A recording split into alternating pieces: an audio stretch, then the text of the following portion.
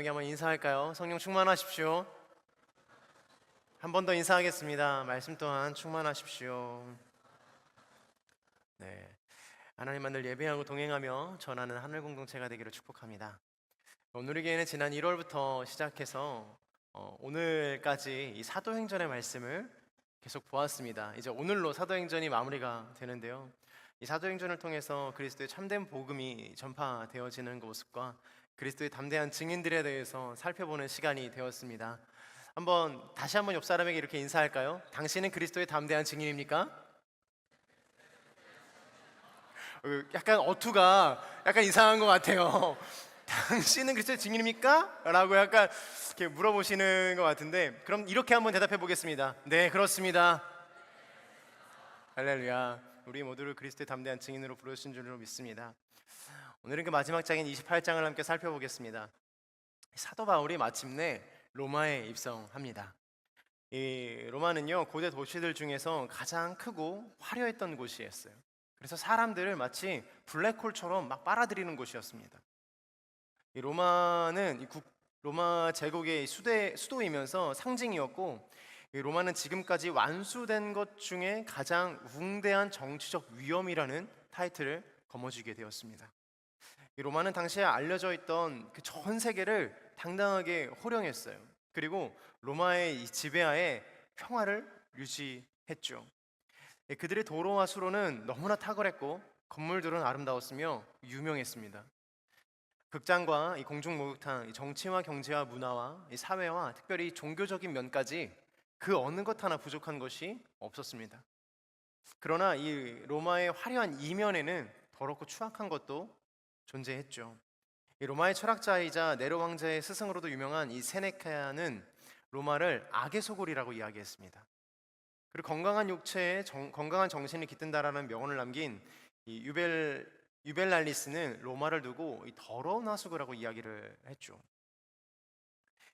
이 바울 역시도 자신이 쓴 로마서의 첫 부분을 보면 이 로마의 타락에 대해 기록한 것처럼 이 로마라는 도시는 화려하고 모든 것이 충만한 도시였지만 마치 꺾여져 버린 꽃과 같은 도시였습니다. 복음이 없어서겠죠. 모든 것이 다 존재하지만 복음이 없었기 때문에 버려진 꽃과 같은 그런 도시다라고 불렸습니다. 어떻게 보면 이 사도 바울의 사역의 종착지라고 볼 수 있는 이 로마인데, 그 긴 여정의 끝에 이제 마음에 품었던 그 로마에 도착을 했음에도 불구하고 이 사도 바울이 로마에 도착했을 때의 분위기는 사뭇 차분합니다. 그러니까 오늘 본문 28장 마지막 부분을 함께 보도록 하겠습니다. 30절에서 31절까지입니다. 시작. 만 2년 동안 자기 셋집에 머물면서 자신에게 찾아오는 모든 사람들을 맞아들여 어떠한 방해도 받지 않고 담대하게 하나님 나라를 선포하고 주 예수 그리스도에 관한 것을 가르쳤습니다. 아멘. 바울의 신분이 아직 미결수라는 것은 여러분과 저희 모두 아실 것입니다. 2년의 시간 동안 재판의 결과를 기다려야 되는 상황인 것이죠. 그렇기 때문에 일종의 가택연금을 당한 거예요. 이 가택연금이란 국가에 의해 자신의 거주지에 감금되는 것을 말해요. 그가 자신의 집이 어땠는지는 우리는 알 수 없습니다. 의리의리한 궁궐에 가택연금이 되었는지, 정말 허름한 곳에 연금이 되었는지, 생활 수준은 어땠는지 알 수는 없지만 그것이 중요한 것이 아니라 그에게 모든 사람들이 찾아올 수 있었다라는 것이에요. 그러니까 어떤 교도소나 어떤 특정 가둬지는 공간에 사도 바울이 갇혔다면 누구도 만날 수 없었을 텐데 가택연금을 당하면서 그가 많은 사람들을 만날 수 있었다라는 것이에요.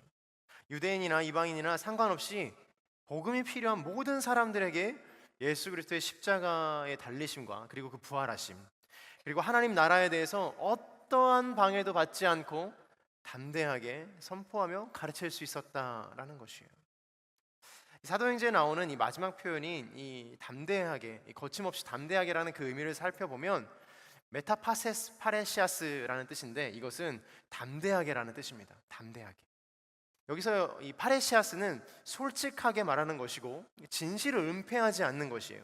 분명하게 말하는 것이고 표현이 모호하지 않도록 아주 두려움 없이 말하는 것을 뜻합니다. 그러니까 예수 그리스도를 전하는데 그냥 예수님 믿어볼래가 아니라 너 예수님 믿으십시오라고 이야기하는 거예요. 왜 믿어야 하는가에 대한 질문에 대해서 이러이러하기 때문에 믿어야 합니다. 당신을 구원하는 사람이 예수 구원자이십니다라고 아주 명확하게 이야기하는 것이죠. 그가 부활했습니까? 라는 질문에도 네, 부활했습니다 라는 거. 그렇게 예수 그리스도를 아주 명확하게 전파했다라는 거예요.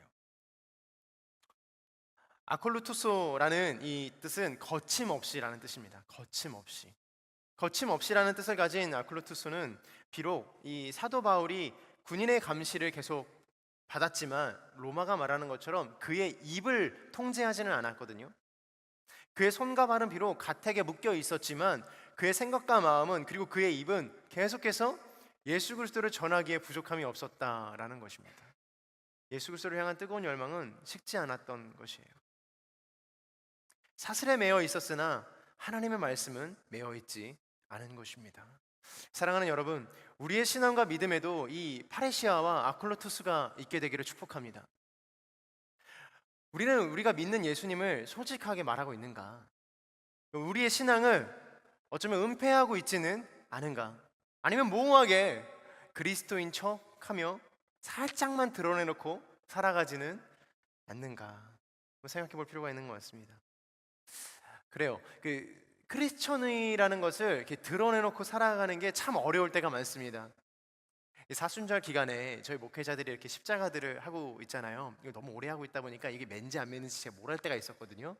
그러니까 어느 날 제가 택시를 탔는데 택시를 타가지고 이렇게 가고 있는데 사순절 기간에 택시 타고 이촌동을 나가는데 제가 이렇게 십자가를 메고 있는 걸 몰랐어요.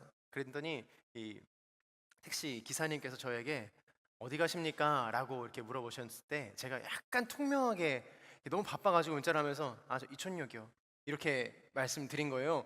근데 그 다음 택시 기사님의 말씀이 정말 저의 마음을 쿵 하고 쳤어요. 온누리교회 다니시나 봐요 라고 이렇게 물어보시는 거예요. 너무 명확하죠. 온누리교회 앞에 타고 십자가 목걸이 메고 있으니까 누가 봐도 목회자인 것 같은 거예요. 근데 제가 너무 퉁명스럽게 말한 제 자신이 여기서 이천동까지 가는 그 짧은 5분 10분의 그 거리가 50분 같아 보이는 거예요. 너무나도 힘든 거예요. 그때 이후로 어떻게 됐겠습니까? 제가 당연히 태도가 완전 돌변했죠. 네, 그렇습니다. 저 이천동 갑니다 이러면서 택시 기사님의 마음을 막 이렇게 만지려고 노력했던 저의 부족한 추억이 있습니다. 늘 크리스천임을 드러내놓고 살아가는 것은 쉬운 일이 아니에요. 늘 크리스천처럼 살아가는 것도 쉬운 일이 아닙니다. 사회는 여전히 종교라는 것에 대해서 부정적인 편견을 가지고 있고, 그리고 이것이 이 종교는 마음이 연약한 사람들이나 가는 곳이야 라고 말하는 사람들도 있습니다. 사회에서 실제로 제대로 하지 못한 사람들이 모여서 스스로를 위로하는 곳이야 라고, 그런 곳에 갈 바에나 책이나 한 권 더 보고 주식이나 더 공부해서 성공해야지 라고 말하는 사람을 저는 실제로 만난 적도 있습니다. 사랑하는 여러분, 저는 저와 여러분의 신앙이 부끄럽지 않기를 소망합니다. 부끄럽지 않게 될 소망해요. 아멘. 그것은 제가 목사라는 직업을 가져서가 아닙니다. 그리고 여러분들이 이곳에 모여서 예배하고 있기 때문에 부끄럽지 않은 것이 아닙니다.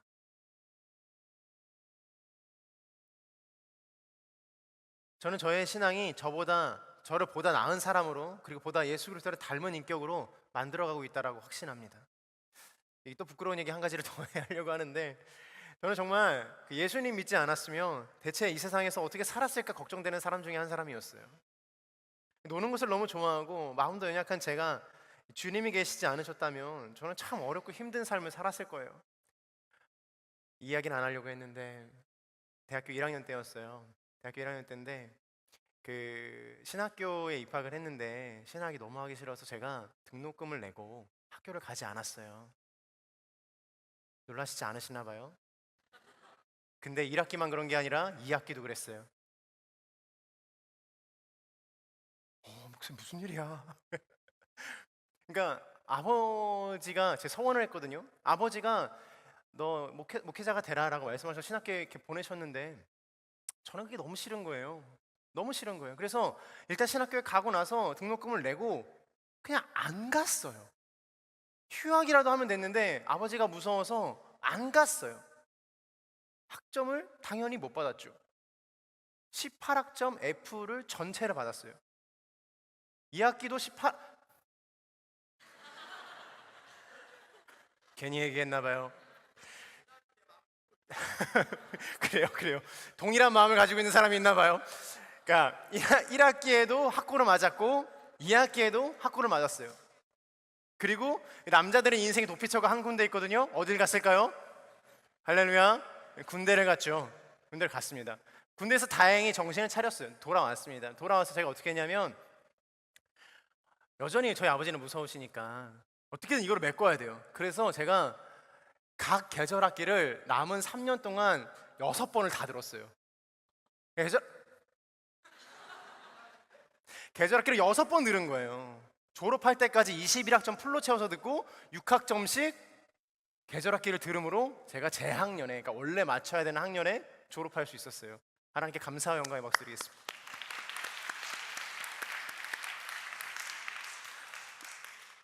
학업에 포기한 혹시 우리 하늘공동 지체들이 있다면 주님의 은혜로 그 모든 것들을 이뤄내게 되기를 축복합니다.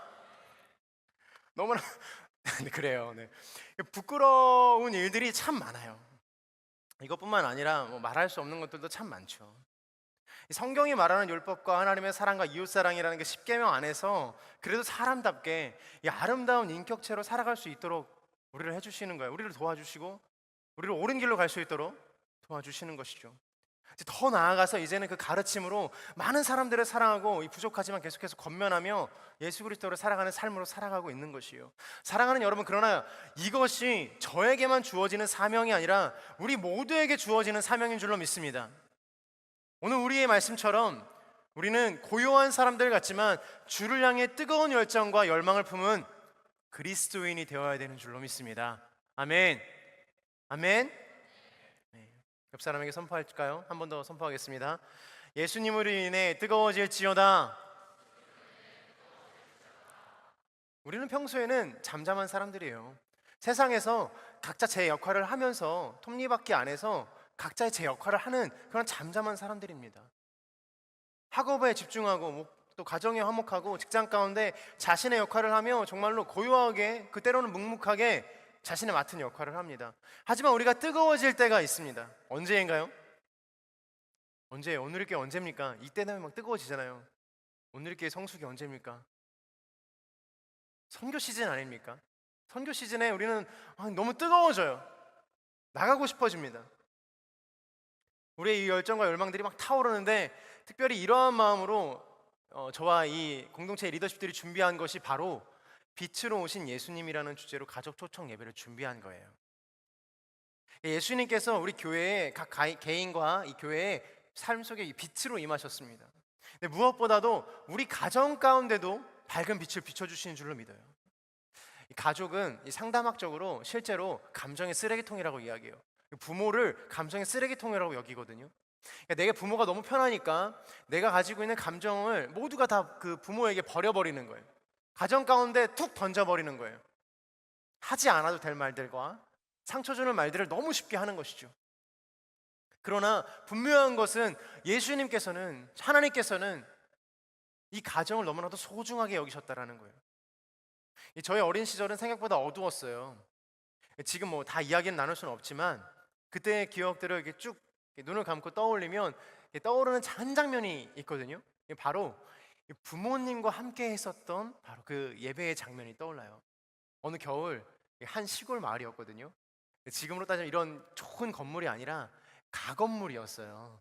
플라스틱으로 된 그런 가건물, 스티로폼으로 된 그 가건물에 세워진 교회에 제가 다녔는데, 가장 뒤편에서 저희 부모님과 제가 앉아서 이렇게 찬양을 드리던 때였어요. 근데 제가 너무나도 그 찬양을 크게 부른 나머지, 예배가 방해가 될 정도로 크게 불렀던 나머지, 이 부모님께서 적잖이 당황하시는 그 모습이 제 기억에 아주 생생해요. 그거 말고도 어려운 일들이 참 많았지만 가정 가운데 기억에 남는 한 장면은 바로 그 예배의 장면이었어요. 사랑하는 하나 공동체 여러분 중에서도 아직 신앙 안에서 혼자 믿는 지체들이 있을 줄로 압니다. 가족이 한 번도 이 교회에 와서 같이 예배 드려본 적이 없는 가정이 있는 줄로 알아요. 심지어는 한 번도 교회 가자라고 말조차 꺼내본 적이 없는 사람이 있을 수도 있다고 생각이 들어요. 지난번에 LTC 때 이 조사를 해보니까 순장들이 95% 이상이 모태신앙이더라고요. 놀라지 않으신가 봐요. 이렇게 큰 교회의 순장들이 95%가 모태신앙이라니. 근데 저는 아마도 여기 계신 우리 하늘 공동체 여러분들도 굉장히 오랜 시간 예수 그리스도를 믿었을 거라고 저는 생각해요. 근데 그럼에도 불구하고 아직까지도 부모님과 함께 예배드리지 못하고 부모님 말고 혼자 너무나도 어렵고 묵묵하게 예배를 드리시는 분이 계시다면 이번 겨울에 꼭 이 하늘 공동체 예배 부모님을 초청해서 함께 예배드리는 은혜가 있었으면 좋겠습니다. 이 고요했던 적망을 깨고 여러분 안에 있는 이 주를 향한 열망과 열정을 드러내서 용기를 내어서 예수님의 이름을 전파하게 되기를 축복합니다. 우리 이 순간을 위해서, 이 부모님의 전도를 위해서 하늘 공동체 모두가 같이 기도할 거예요. 특별히 이렇게 용기를 내는 아마 마음의 결단을 한 지체들이 지금 여기에도 있을 텐데 이를 위해서 우리가 잠깐 기도하는 시간을 가졌으면 좋겠어요. 주님, 우리 성탄절에 용기를 내어 가족을 전도할 수 있도록 은혜를 베풀어 주시옵소서. 오랜 시간 동안 기다려온 가족과 예배를 드릴 수 있도록 은혜를 허락하여 주시옵소서. 우리 함께 기도하겠습니다. 하나님, 이번 성탄절에 하나님 가족을 하나님의 품으로 인도할 수 있는 용기를 허락하여 주시옵소서. 잠잠했지만 하나님 거룩하고 담대하게 용기를 내어 하나님에 대한 열정과 열망을 가지고 초대할 수 있도록 기름 부어 주시옵소서. 오랜 시간 동안 기다려왔습니다. 오랜 시간 동안 주님 기도의 제목이었습니다.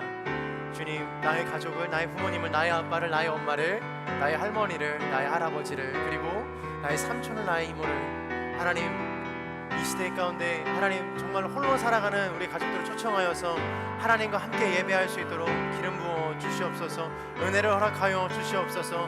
하나님, 고요하지만 담대하게 그 말을 전할 수 있도록 축복하여 주시옵소서. 그렇게 역사하시는 이름을 찬양하며 살아계신 예수님의 이름으로 기도합니다. 아멘. 계속해서 말씀을 좀 보도록 하겠습니다. 오늘 말씀 24절부터 27절까지의 말씀입니다. 함께 봉독하겠습니다. 시작.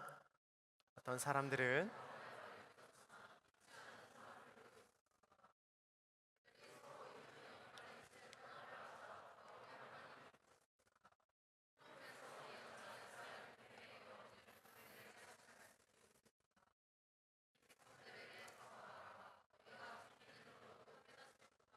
내가 보기는 보아도 알지 못할 것이다. 이 백성들의 마음이 무뎌지고 귀는 듣지 못하고 눈은 감겨 있다. 이는 그들의 눈으로 보고 귀로 들으며 마음으로 깨닫고 내게 돌아와 고침을 받지 못하게 하려는 것이다. 아멘. 우리가 이렇게 기도했음에도 불구하고 우리의 뜨거운 마음과 이 열정에도 불구하고 때로는 그 말을 듣는 사람이 있는가 하면 그렇지 않은 사람들이 있다라는 것이에요. 오늘 사도 바울에게도 동일한 일이 일어났어요. 24절에 어떤 사람들은 바울의 말을 들었지만 믿지 않는 사람들도 있었다라고 정확하게 기록되어 있어요. 저는 항상 이 본문을 볼 때마다 너무 위로가 돼요. 정말 이 사도 바울은 어떤 사람입니까? 이 교계에 뛰어난 사람이에요. 손꼽히는 사람이란 말이에요. 근데 이러한 사도 바울이 이야기하는 이야기도 안 듣는 사람이 있다라는 거예요. 엄청난 지성인의 이야기인데 예수님의 음성을 듣고 예수님의 음성을 듣고 이 회심을 하고 심지어 이 바울의 몸에서 이 손수건이나 앞치마를 가져다가 병든 사람에게 얹으며 악귀가 떠나가는 그런 능력이 있었던 사람이에요. 물론 뭐 그 능력이 사도 바울 개인의 능력이라기보단 하나님께서 베푸신 기적의 권능이지만 어쨌든 지간에 위대한 사람 중에 한 명이라는 거예요. 근데 그런 사람이 말하는데도 듣지 않았다? 그럼 내가 말할 때도 좀 듣지 않아도 괜찮은 게 아닌가 하는 저의 개인적인 또 위로가 있었던 본문이기도 해요. 말하는 사람은 잘못이 없는데 우리가 아무리 비싼 강의를 듣고 수업을 하고 뭐 회사에서 대단한 세미나를 보내줘도 안 들으면 소용이 없는 거지 않습니까? 사도 바울이 이야기를 해도 안 듣는 사람이 있었다라는 거예요. 그러므로 사랑하는 여러분, 오늘 가서 다 말씀하십시오. 엄마 예수 믿으세요. 아빠 이제 예수 믿읍시다. 안 들을 수 있어요. 뭐 콧방귀 네가 뭔데? 네가 여태까지 뭐 예수님처럼 살기나 했어? 교회 다니면서 네가 변한 거라도 있어? 그건 모르겠고 미안한데 교회 한번 같이 가면 너무 좋을 것 같습니다 라고 이야기할 수 있는 거예요. 들은 사람이 있고 안 들은 사람이 있으니까요. 우리는 그것을 위해서 계속해서 기도하며 나아갈 거예요. 복음의 씨앗들을 계속해서 여기저기 뿌리고 다닐 거예요. 근데 놀라운 사실은요, 예수님께서도 그러셨다라는 거예요. 누가복음 17장 15절에서 19절까지의 말씀입니다. 시작.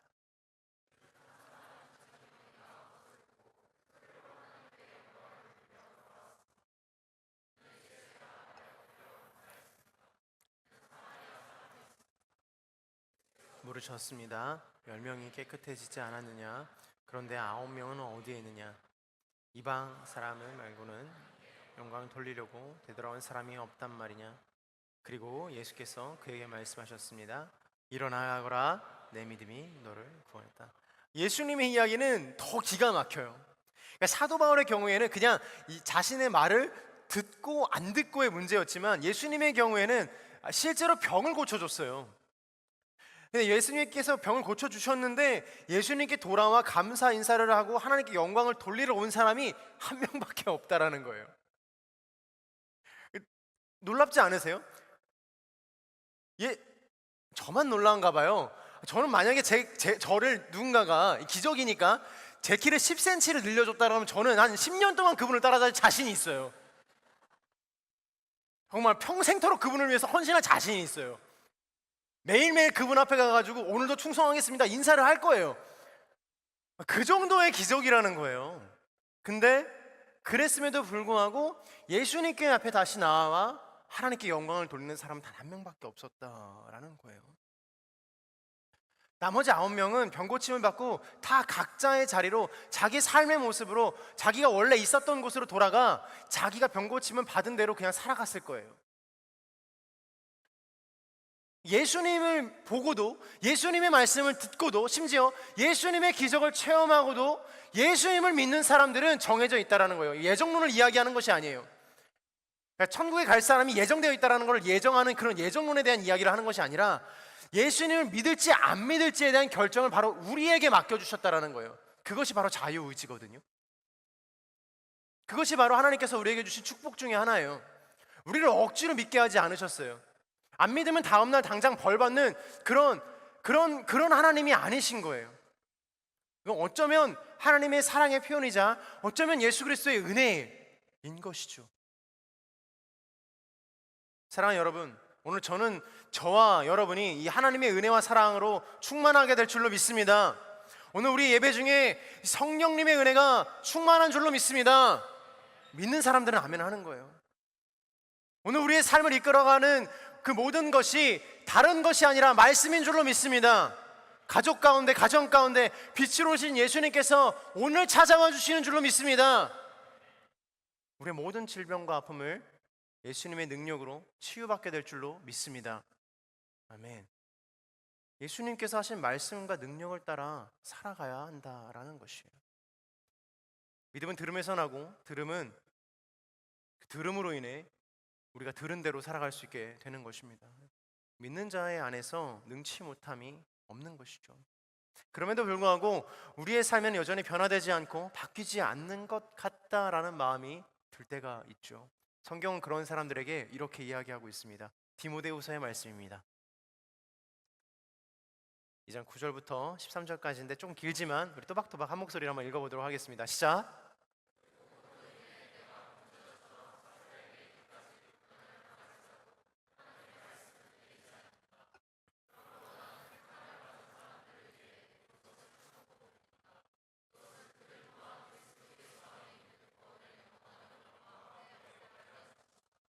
이 말은 신실하다. 우리가 주와 함께 죽었으면 또한 주와 함께 살 것이다. 우리가 참고 견디면 또한 주와 함께 다스릴 것이다.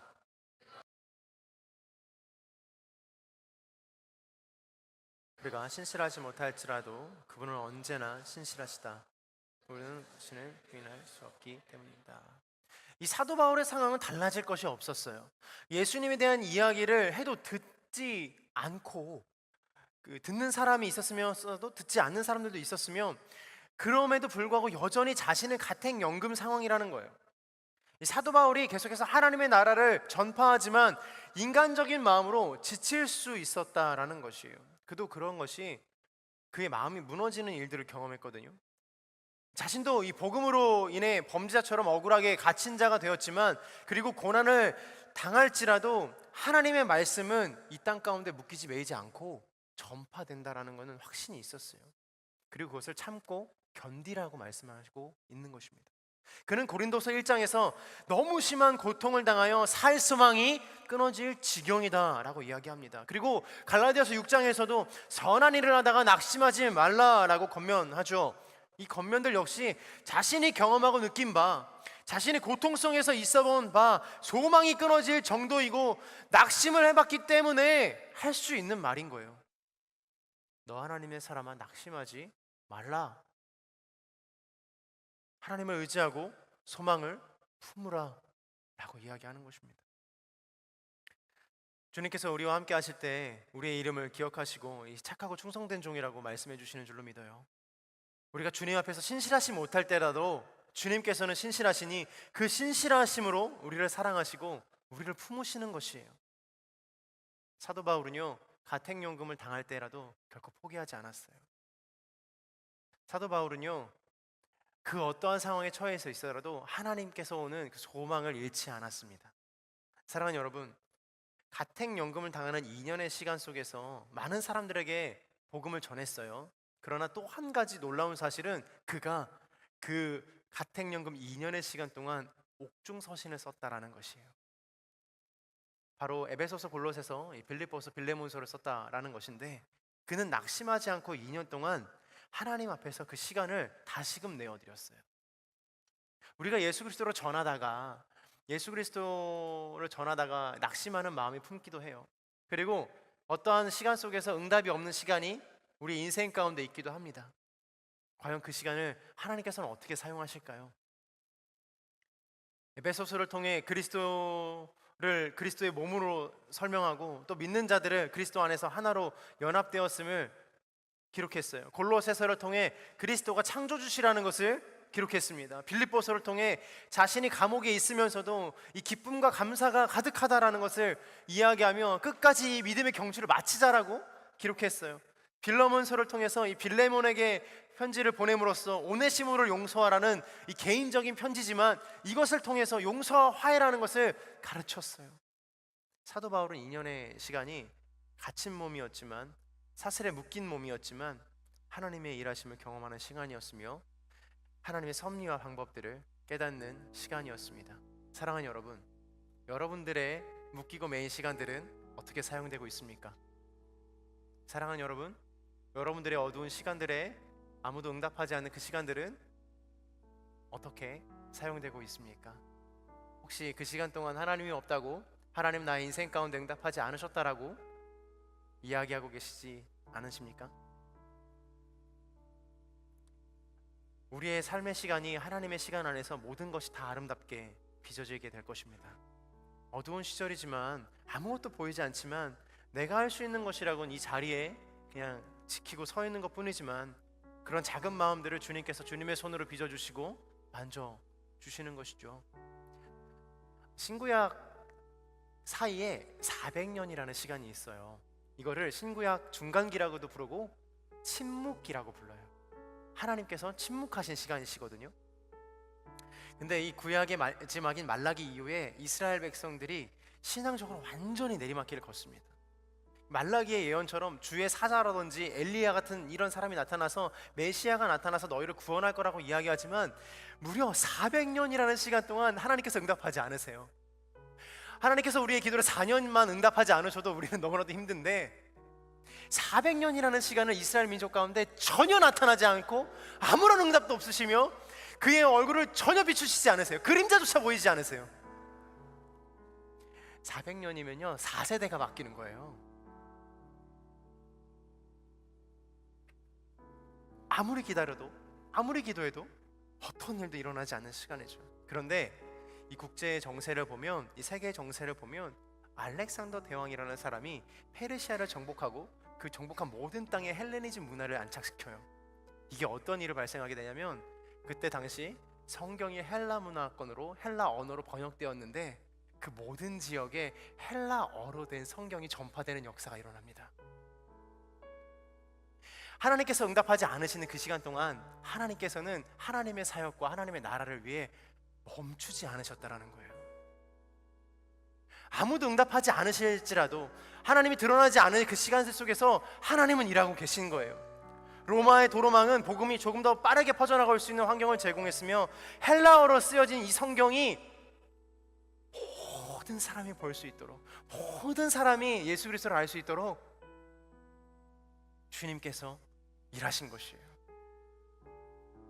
예수 그리스도의 그 오심, 신약의 첫 시작, 마태복음 1장 1절, 아브라함의 자손이며 다윗의 자손인 예수 그리스도의 족보니라. 그리고 마지막 25절에 마리아가 아들을 낳자 요셉은 그 이름을 예수라 지었습니다. 이렇게 신약이 시작되거든요. 메시아가 오신 거예요.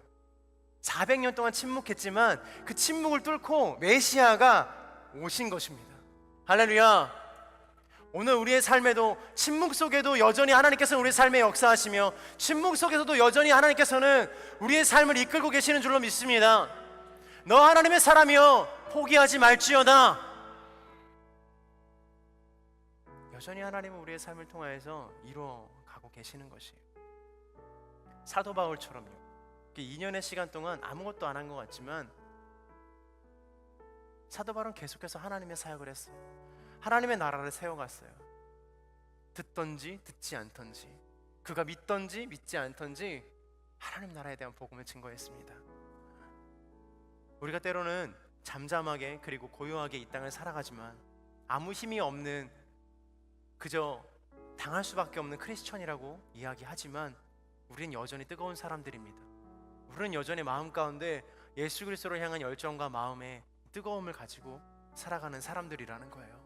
할렐루야. 그러한 분이십니까? 여러분들의 마음 가운데 그러한 뜨거움이 있으십니까? 하나님의 나라는 멈추지 않고 쇠하지 않으며 꺼져가는 등불이 아닌 줄로 믿습니다. 여전히 우리 가운데 찬란하게 비춰지는 빛인 줄로 믿습니다. 하나님의 시간이 여러분과 오늘 저의 인생을 아름답게 빚으실 줄로 믿습니다. 이 시간 한번 같이 기도할 때, 하나님, 여전히 일하고 계시는 하나님을 신뢰합니다. 여전히 우리 가운데 하나님의 역사는 일어나고 있고 하나님의 말씀은 생명이 있어서 그 어떤 날성검보다 예리하여 우리의 골과 영과 혼을 쪼개는 역사가 있는 줄로 믿습니다. 주님, 오늘도 주님의 이름을 부르게 하여 주옵소서. 포기하지 않고 주님을 신뢰하는 인생이 되게 하여 주시옵소서. 하나님의 나라가 임하게 하여 주옵소서. 우리 자신을 축복하면서 우리 기도 한번 하며 나아가도록 하겠습니다. 기도하겠습니다.